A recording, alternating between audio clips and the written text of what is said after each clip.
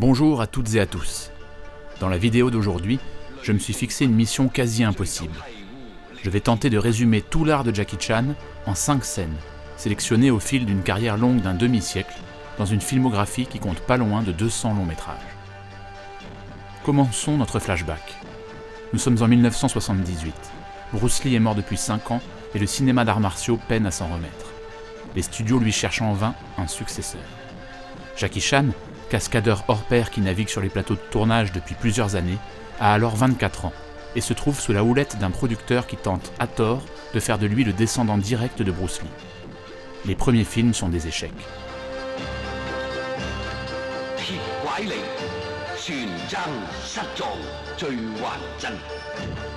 Mais, alors qu'il est prêté à un autre studio pour un contrat de 2 films, Jackie Chan tombe sur le talentueux réalisateur Yuen Woo-ping, qui deviendra le chorégraphe le plus prisé d'Hollywood en travaillant entre autres sur le film Matrix. Celui-ci laisse à Jackie des coudées franches et lui permet de chorégraphier lui-même ses combats.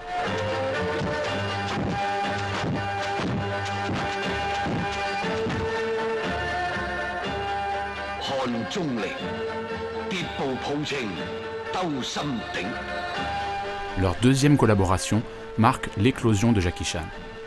Dans le film Drunken Master, il incarne le célèbre personnage de Wong Fei-hung et pratique, entre autres styles, la fameuse boxe de l'homme sous. Cette scène est intéressante sous plusieurs aspects. D'une part, c'est une pure scène d'entraînement, de formation d'un disciple par un maître. Cette part d'apprentissage des arts martiaux était totalement absente des films de Bruce Lee, qui apparaissait d'emblée dans ses films comme un pratiquant accompli, et qui plus est extrêmement violent, ce qui lui valut d'ailleurs de nombreux reproches, certains estimant qu'il donnait une mauvaise image des arts martiaux. D'autre part, cette scène est également l'occasion de montrer les compétences acrobatiques et gymnastiques de Jackie. C'est une véritable démonstration de force, d'un corps impressionnant d'élasticité, de souplesse et de musculature sèche et dynamique. Sous les yeux du spectateur, une future star est en train de naître.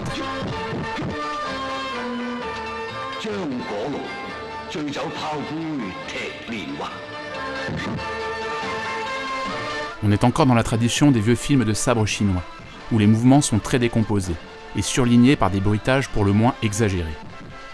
On notera la cohabitation d'un style de mise en scène à l'ancienne, notamment avec cet usage parfois abusif du zoom, permettant de changer de valeur de plan sans couper la prise, avec quelques effets plus modernes, comme les plans où le comédien semble porter les coups directement en direction de la caméra.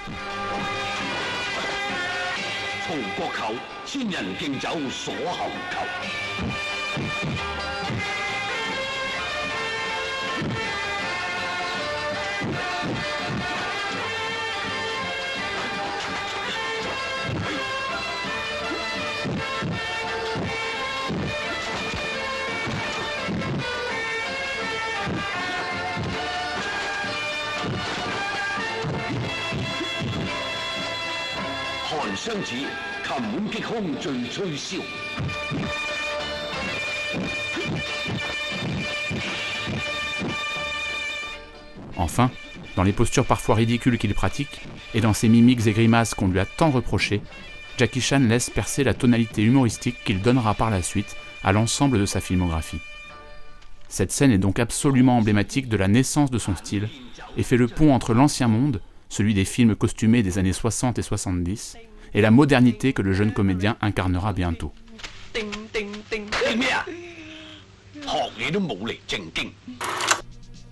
Voici maintenant l'une des scènes les plus commentées au monde.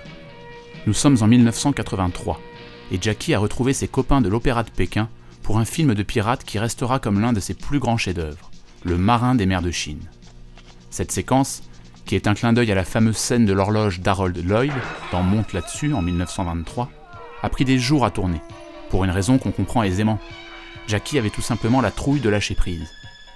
C'est finalement son copain de toujours et co-réalisateur du film Sammo Hung qui finira par prendre lui-même la caméra et qui l'exhortera à sauter. Jackie ne parviendra jamais à prendre la décision, mais finira par lâcher de fatigue, exactement comme son personnage.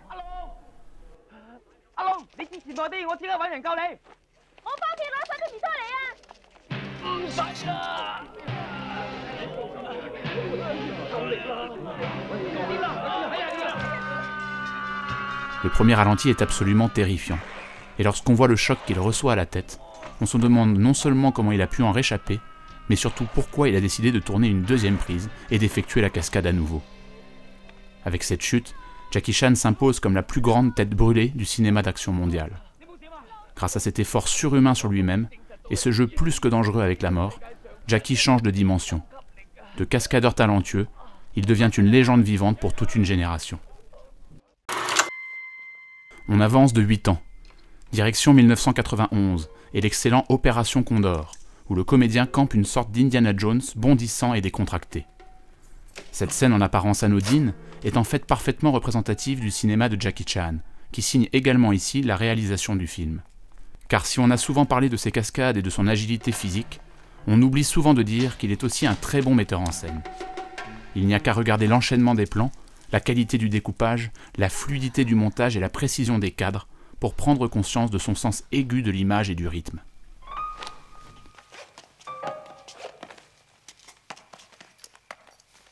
On sent également ici tout l'héritage de l'opéra de Pékin, auquel le jeune Jackie a été formé jusqu'à ses 17 ans, avec ses jeux de miroir, ses entrées et sorties de champ des personnages, cet usage du premier et du deuxième plan, le cloisonnement de l'espace, et ce côté presque vaudevillesque, très théâtral. Enfin, on tient là l'une des scènes les plus érotiques de sa filmographie. C'est dire, car Jackie, rappelons-le, c'est le grand adolescent farceur et un peu niais, qui a toujours des relations platoniques, fleur bleue et un peu vieux jeu avec les femmes. Ici, on ne peut s'empêcher de noter l'ironie diffuse liée au fait que le personnage semble autant effrayé à l'idée de se faire prendre que choqué de se retrouver malgré lui dans une position de voyeurisme contraint.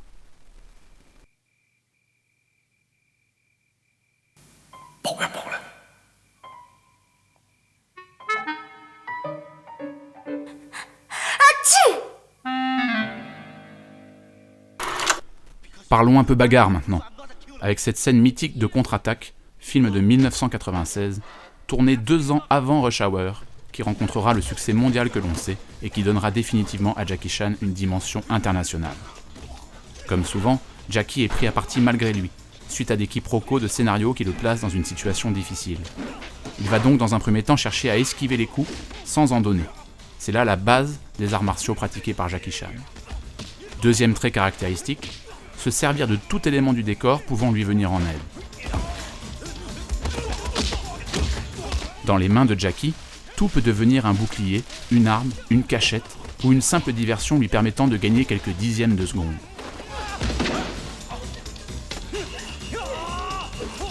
C'est l'une des nombreuses innovations de Jackie par rapport aux films d'arts martiaux classiques, qui montraient inlassablement l'usage des mêmes armes traditionnelles chinoises, que d'avoir élargi la palette des possibilités en se servant au maximum des objets du quotidien se trouvant dans le décor.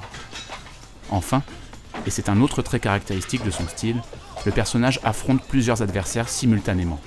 Il est donc totalement dépassé par le nombre, et doit faire appel à toute sa dextérité et toute son ingéniosité pour simplement parvenir à retarder une défaite qui semble inéluctable.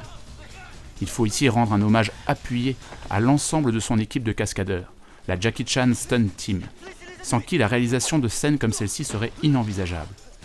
Quelle complicité, quelle confiance mutuelle, et évidemment quelle capacité physique incroyable pour parvenir à orchestrer un pareil ballet.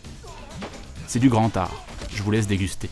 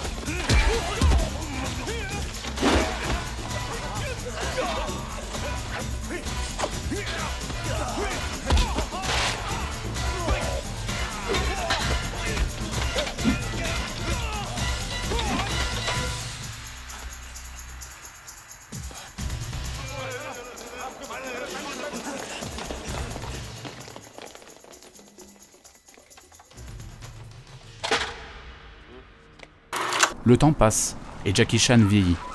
Nous aussi d'ailleurs.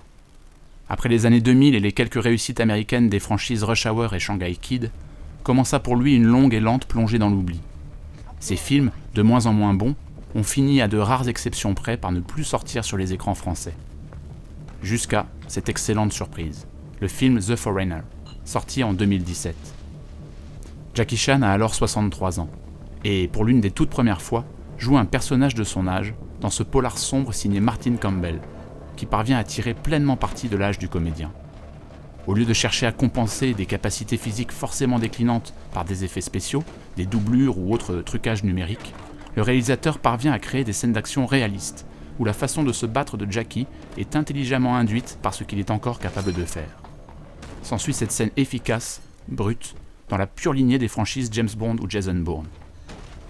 Par ailleurs, Jackie Chan, qui a toujours cherché à prouver ses talents de comédien souvent moqués, trouve ici l'un de ses rôles les plus profonds qu'il incarne avec brio. À 60 ans passés, après plus de 45 ans de carrière, il faut croire qu'il n'a pas fini de nous étonner.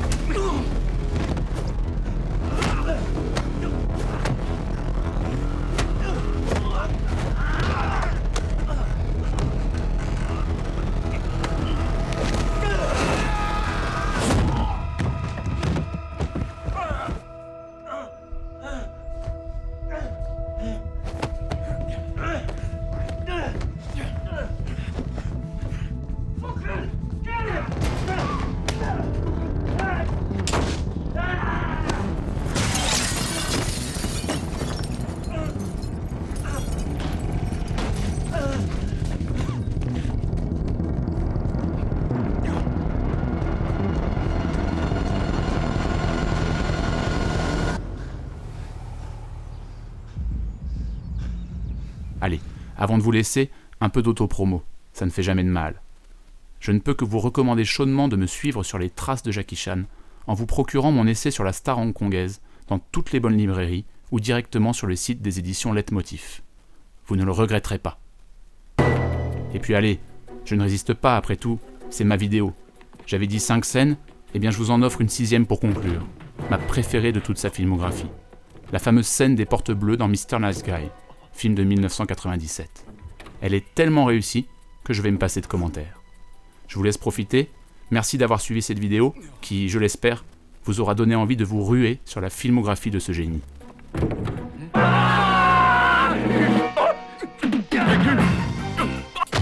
Et